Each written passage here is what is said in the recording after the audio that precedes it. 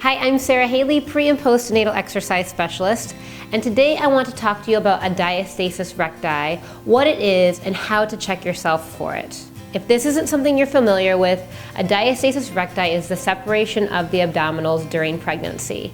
Now, everyone is going to have some sort of separation, but if it's significant, more than a 2-finger gap, and I'll demonstrate what that means here in a little bit.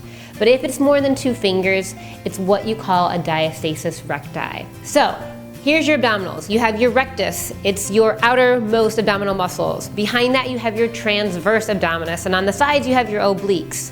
Holding those muscles together in the middle is tissue called the linea alba. During your pregnancy, that tissue is going to thin and it's going to stretch to allow your muscles to do the same.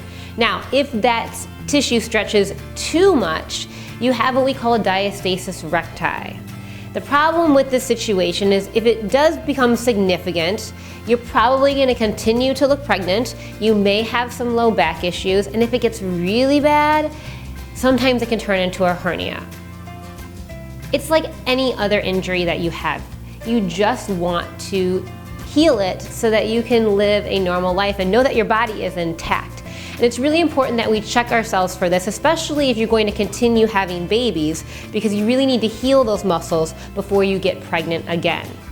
So, here is how you test yourself for it. It's called the finger test. I have another video out where I'm pregnant and I'm testing myself for it, which is really interesting because if you are pregnant right now, you can kind of see physically the signs of what a diastasis looks like. The only problem is that when you are pregnant, it's harder to get an accurate read because you have a baby inside you. So today I'm going to show you how to test yourself for the diastasis. Roll down onto your back. Remember, you're going to want to roll down on your side first and then onto your back. That's the safest way to do it post-pregnancy, especially if you're suffering from a diastasis.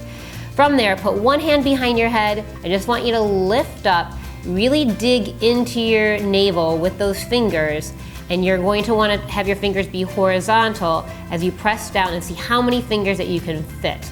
Now you'll see I'm kind of like almost 2, it's more like 1.5, and then I'm going to check in 3 spaces at my navel, and then about, I measure with my fingers, 3 inches-ish down below my navel, and then 3 above. And my gap is closed, practically closed at the bottom. I'm about 1.5 in the middle, and then my most significant gap is actually near the top. So that's why it's so challenging to heal a diastasis, because it can be a different width in each section. If you have anything more than a 2.5 finger gap, it is technically considered a diastasis recti. However, if you have less, I really do encourage you to start doing exercises or avoiding exercises, and I have videos on both of those, that would possibly make your diastasis any worse, or if it's not technically a diastasis, make that gap become any worse. Because your body is in a sensitive place during post-pregnancy, you can make that gap worse. So there's really exercises that you want to avoid, and then there are some really great ones that you can do to start to kind of rehab your body as well. So please check out those videos so that you can make sure that you're healing your body in the best way possible. If you have more than a 2.5 finger, and I would even be cautious and say if you have more than a 2-finger gap, I highly recommend that you check in with your OBGYN or midwife, as well as a pelvic floor specialist, and start to do some physical therapy. If you're looking for a workout to do, I do have a DVD called Expecting More, the 4th trimester workout, and if you're recovering from a diastasis and you've been given the okay to exercise, all the work that I have in that video is safe for a diastasis recti. In fact, one of the girls that's in the video, that's my backup, she does modifications that are specifically for somebody with a diastasis. So definitely check that out as well. If you have any questions, please leave them in my comment section below. Make sure definitely to subscribe to my channel, because I have had a diastasis myself.